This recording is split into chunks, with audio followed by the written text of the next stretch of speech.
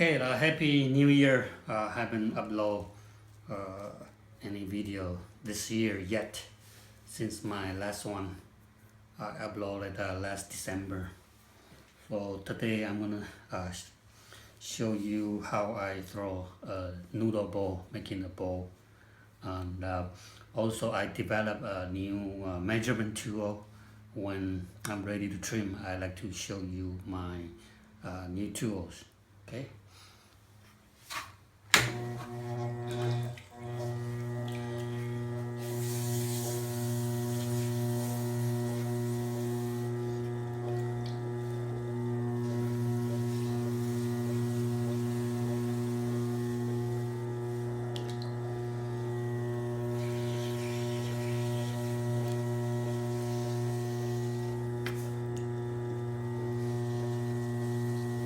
This piece of clay is around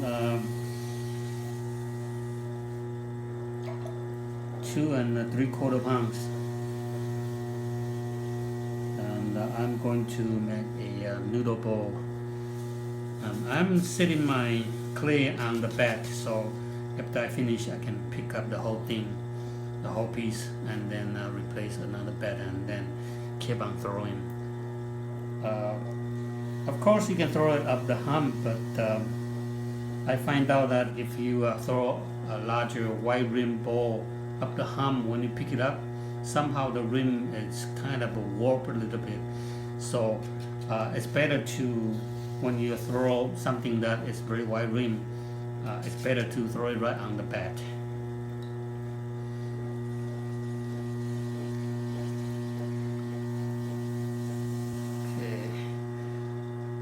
Dig a hole using my thumb, okay, my right thumb,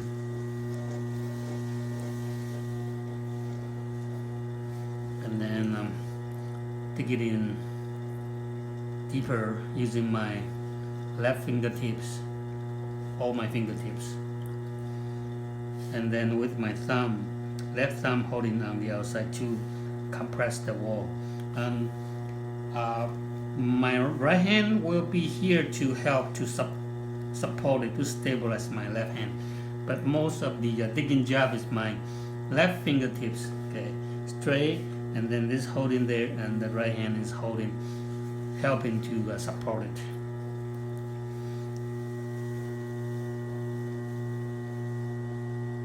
So try to dig to the right thickness. I would say that it's about 3/8 of an inch, and if you're not sure, you can stop the video, get a needle tool, and then you measure it. And once you reach the center point is 3/8 of an inch, and you can start to spread out the wall.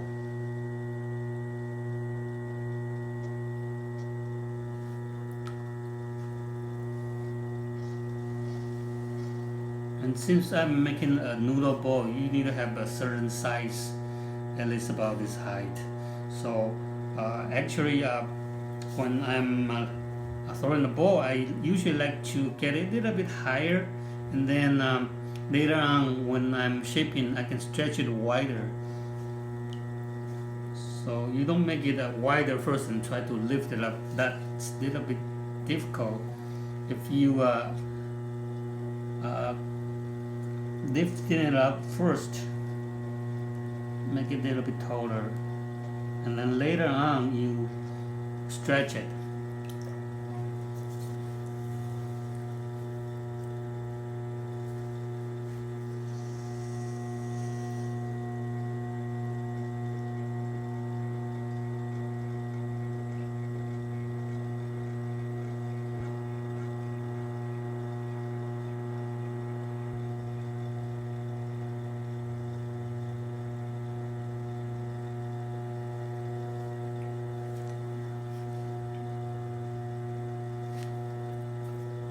Try to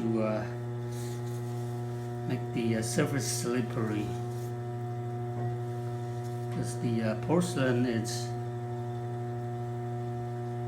better when you throw that your surface is slippery. It's very easy to get too much friction.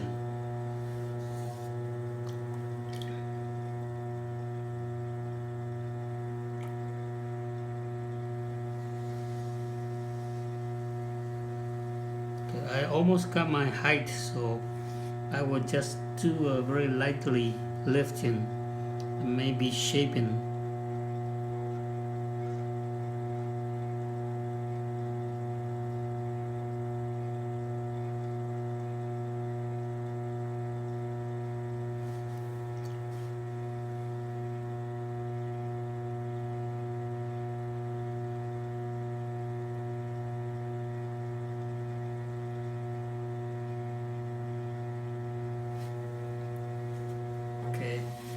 And now I would use my metal rib to shape the outside.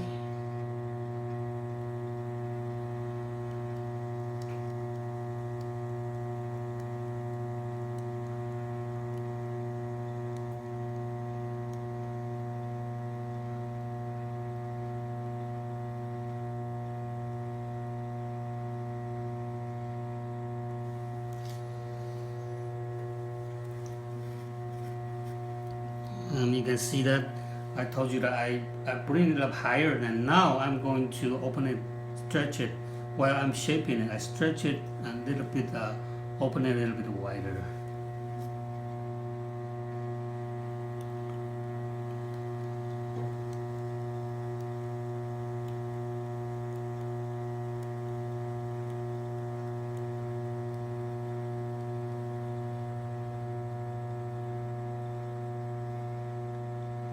And you can see that this is my fingertip.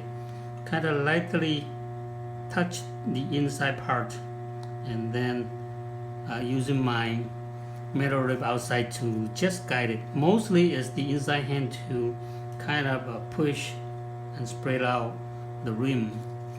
The outside rib doesn't have too much of the press, okay, too much of the force. It's just holding there to guide it.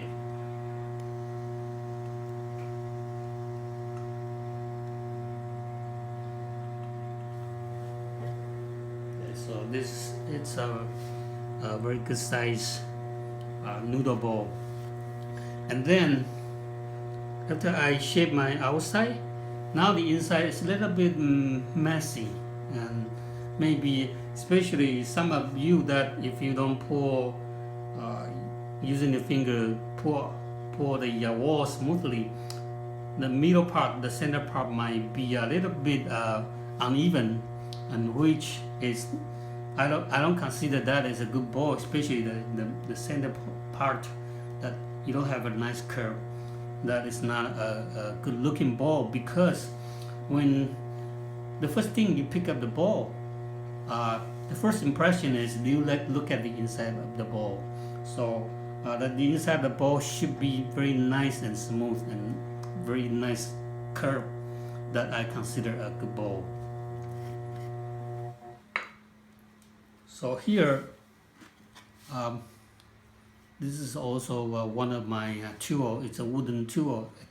It's made out of wood, and I'm going to use this tool to compress the inner part, especially the center point, so that after I compress it, because this is a nice round here, nice perfect round, so after I compress it, that the inner part will be, the center point will be nice and smooth. Here, see that there are 3 holes that I usually use my 3 fingers. Okay, these 3 fingers, grabbing on the hole so that it doesn't slip up my fingers, and just dip it in the water to wet it. Okay. Once first you can push straight down, and then if you go outer part, you can tip over, so the curve will be shaping by the curve here. So you got so many different curves, because if you have this, you hold it straight, you have this curve, but if you tip over, the curve will be shallower. Okay, that's the good thing of using this kind of a wooden rib. So I'm holding with my 3 fingers and just compress the center point. And this time you can spin your wheel a little bit slower.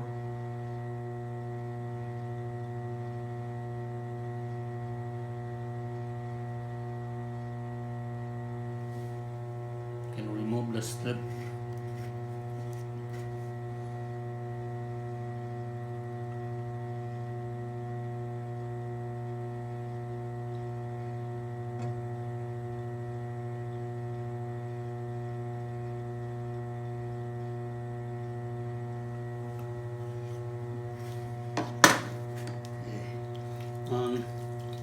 After you compressed the center point, you can use a sponge to remove the slip.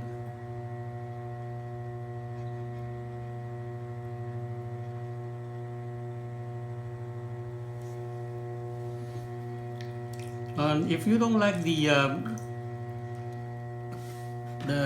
texture, because even the wood is very smooth, but still you will have a wooden texture gets inside the bowl. You can use a metal rib to remove it, but mostly you don't need to, because since the glaze is going to cover it, so it's not that critical. But if you wanted to, this is the way I hold my metal rib. I usually use the metal rib to smooth the wooden texture.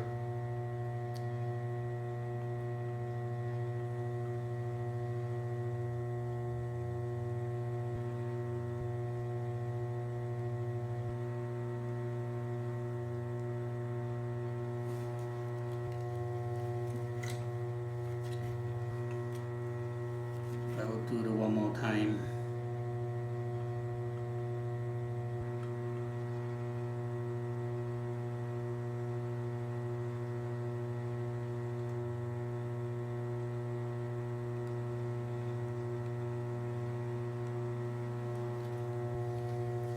Okay, after that, just make sure that you see the rim here is a little bit uneven. It's not very smooth, so you can get a piece of chamois or some kind of soft cloth. You just compressed it here on the rim.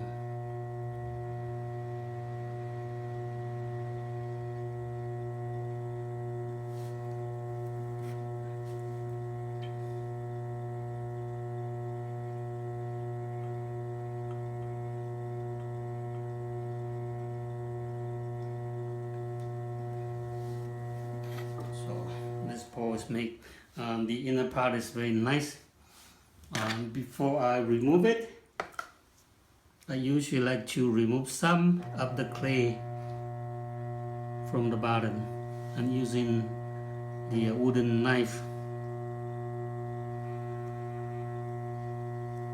Just go slowly, the way like holding the pencil, and my left hand is stabilized this wooden knife, and then just insert straight down until it hits the bed, and slowly pour it out. You don't cut it yet, slowly pour it out. And then this is my number 10 tools, the Hsin-Chuen number 10 stainless tool. It's nice flat here, so if you go just undercut it where the foot is, you undercut it. And since this is thin and flat, so you don't push this part back to stick on your bowl, so it will be very easy to remove it. Just cut it.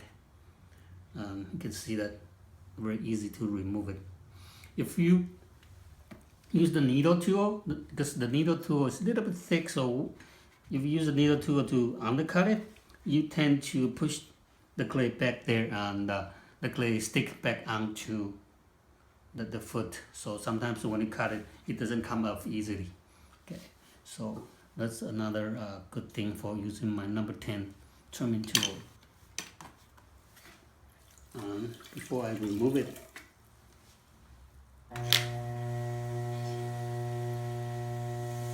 usually like to clean up my bed. When the bed is still, the clay is still wet, it's very easy to clean. And once, if you have too much slip, stick it on the bed. And once it dries, it's very hard to clean. So I usually like to clean it up before I remove it. So that's the noodle bowl, and let me pick it up and show you the inside of the bowl. You can see that the curve is nice because I used the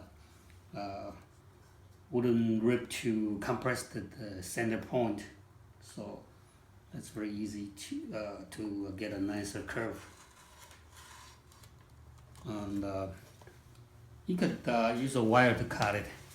Dry, it's very hard to cut it, so when this is still wet, you can run your wire easily. Okay, so one piece of the bowl is done, and just let it sit and ready to trim the foot and make it look even nicer. Okay, thanks for watching.